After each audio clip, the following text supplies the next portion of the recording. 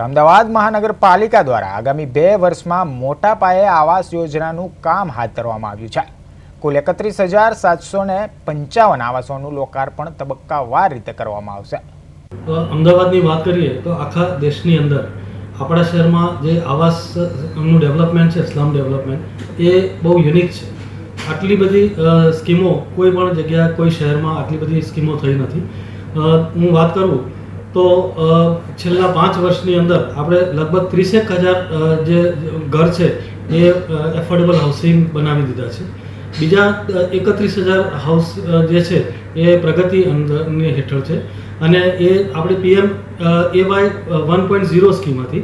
હવે આ વખતથી 2024થી PM AY 2.0 સ્કીમ અમલમાં મુકાઈ છે। એ આગામી 5 વર્ષ માટે અમલમાં આવશે।